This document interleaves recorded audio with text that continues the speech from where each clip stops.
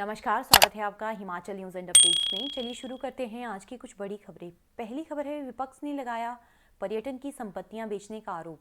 धर्मशाला के तपोवन में चल रहे हिमाचल विधानसभा के शीतकालीन सत्र के चौथे दिन मंगलवार सुबह विपक्ष ने सदन में पर्यटन की 4 संपत्तियां बेचने के आरोप लगाकर जमकर हंगामा किया। विपक्ष ने आरोप लगाया कि सरकार ने एडीबी से 200 करोड़ का कर्ज लेकर बनाई 4 संपत्तियां निजी क्षेत्र को औने पौने दाम में ही दे दी। इस दौरान सत्ता पक्ष व विपक्ष में काफी नोकझोंक भी हुई। इसके बाद विपक्ष के सदस्य नारेबाजी करते हुए सदन से बाहर चले गए। सदन के बाहर नेता प्रतिपक्ष मुकेश अग्निहोत्री ने कहा कि अगर इसी तरह से सरकारी संपत्तियां बेची जाएंगी तो इसका विरोध जारी रहेगा। मुकेश ने कहा कि 2 संपत्तियां मुख्यमंत्री के गृह जिले में बेची गई है। लीज की दरों के हिसाब से इन संपत्तियों का कुल मूल्य 100 वर्षों में भी रिकवर नहीं हो पाएगा। अगली खबर है, हेली टैक्सी को नहीं मिल रही है सवारियां। हिमाचल में सिंगल पैसेंजर के लिए टैक्सी कार से भी सस्ती हेली टैक्सी को सवारियां नहीं मिल पा रही है। 10 सीटर हेली टैक्सी में 9 से लेकर 13 दिसंबर तक 5 दिन में करीब 12 यात्रियों ने ही चंडीगढ़ से धर्मशाला, कुल्लू और धर्मशाला के लिए सफर किया। ऑफ सीजन में हेली टैक्सी शुरू करने का फैसला अब गलत साबित हो रहा है। सर्दियों में मौसम की जटिलताओं के डर से सैलानी हवाई सफर कम ही पसंद करते हैं। उधर हेली टैक्सी के सफल न होने का कारण ऑनलाइन बुकिंग की व्यवस्था भी है। हिमाचल टूरिज्म विभाग और नगर विमानन मंत्रालय की ओर से जारी फोन नंबर तक बंद पड़े हैं। बार बार कॉल करने पर भी नो रिस्पॉन्स आ रहा है और ऑनलाइन बुकिंग सेवा भी हाँफ गई है।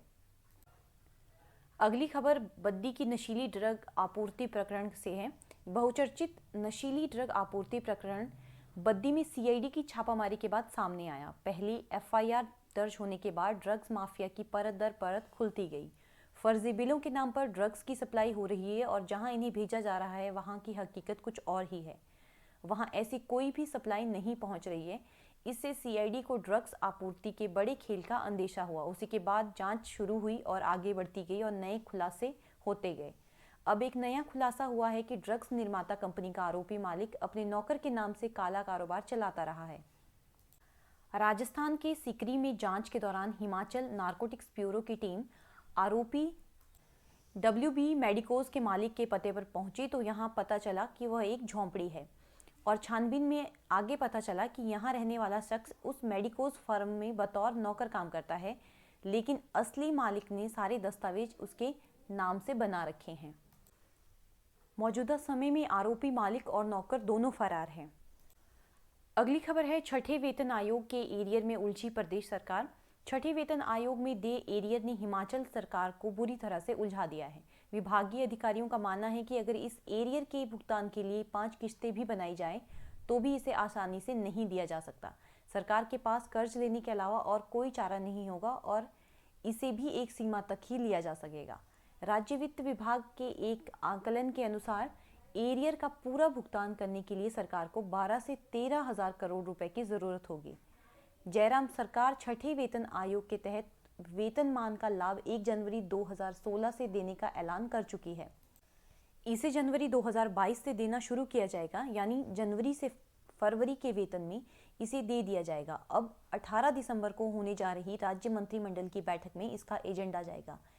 इसी में नए वेतनमान और इसके एरियर के बारे में स्थिति साफ कर दी जाएगी। अगली खबर है, फर्जी डिग्री मामले में हाईकोर्ट पहुंचे आरोपी शिक्षक। बिहार की मगध यूनिवर्सिटी से फर्जी डिग्रियां लेकर शिक्षा विभाग में सेवारत शिक्षकों के मामले में एक नया मोड़ आया है। शिक्षकों ने विजिलेंस की कार्रवाई को लेकर हाईकोर्ट में चुनौती दी है। शिक्षकों ने कोर्ट में दलील दी है कि पहले मामला धर्मशाला पुलिस थाना में दर्ज था, तब यह मामला बंद कर दिया गया था। अब पुराने मामले को बेवजह तूल दिया जा रहा है।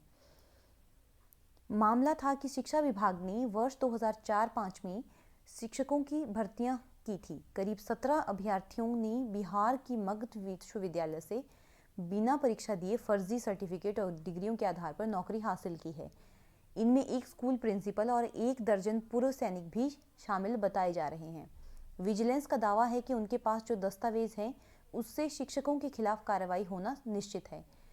यह भी दावा किया जा रहा है कि जिस पुलिस अधिकारी ने मामला सबूतों के अभाव का तर्क देकर बंद किया था, उसकी भी मुश्किलें बढ़ेंगी। मगध यूनिवर्सिटी के अधिकारियों ने लिखित में कहा है कि हिमाचल के इन सभी 17 शिक्षकों की डिग्रियां फर्जी हैं।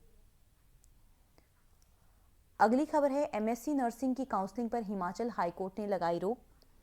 अटल medical and research university Nerchowk में एमएससी नर्सिंग की काउंसलिंग इन सर्विस अभ्यर्थियों के कोर्ट केस के चलते लटक गई है। हाईकोर्ट ने केस की सुनवाई तक काउंसलिंग पर रोक लगा दी है। इन सर्विस अभ्यर्थियों ने कोर्ट में इसलिए केस किया है कि वह 50% क्वालिफाई अंकों की शर्त सर्विस में रहकर पूरी नहीं कर पाते हैं। ऐसे में उन्होंने क्वालिफाई अंकों में राहत प्रदान करने की मांग की है। यह केस हाईकोर्ट में चल रहा है और इसकी सुनवाई जल्द होगी। इससे पहले भी केस की सुनवाई पिछले सोमवार को हो चुकी है, जिसमें यूनिवर्सिटी प्रबंधन की ओर से अगली डेट ली गई थी। करीब 15 दिन पहले इन सर्विस अभ्यर्थियों की ओर से यह केस दायर किया गया था और ऐसे में एमएससी नर्सिंग की काउंसलिंग नहीं हो पा रही है। इसकी पुष्टि मेडिकल यूनिवर्सिटी के परीक्षा नियंत्रक प्रवीण शर्मा ने की। अगली खबर है, कुल्लू अस्पताल हिमाचल का पहला ऑनलाइन पर्ची सुविधा देने वाला अस्पताल बना। हिमाचल प्रदेश का क्षेत्रीय अस्पताल कुल्लू ऑनलाइन पर्ची सिस्टम शुरू करने वाला प्रदेश का पहला चिकित्सा संस्थान बना है। जिले में यह सेवा आज से शुरू हो गई है और पर्ची के लिए मरीजों या उनके तीमारदारों को क्षेत्रीय अस्पताल की वेबसाइट www.kulluhospital.com पर पंजीकरण करना होगा। ये वेबसाइट स्वास्थ्य विभाग ने स्वयं बनाई है, जो आसानी से मोबाइल फ़ोन पर भी खुल जाएगी। मोबाइल फ़ोन पर पंजीकरण नंबर आएगा, जो हॉस्पिटल में आते समय ऑनलाइन ओपीडी काउंटर पर मरीजों को दिखाना होगा। ऑनलाइन पर्ची काउंटर पर सुबह 8 बजे से पहले ही मरीजों की पर्ची कट जाएगी, जिसके बाद वह हॉस्पिटल पहुंचते ही ओपीडी में जा सकेंगे। स्वास्थ्य विभाग की इस मुहिम का फायदा यह होगा कि पर्ची बनवाने के लिए अब घंटों लंबी कतारों में खड़ा नहीं होना पड़ेगा। तो ये थी आज की कुछ बड़ी खबरें।